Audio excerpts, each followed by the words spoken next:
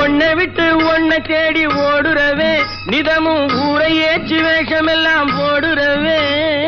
ஒன்னை விட்டு ஒன்னை தேடி ஓடுறவே நிதமும் ஊரை ஏற்றி வேஷமெல்லாம் போடுறவே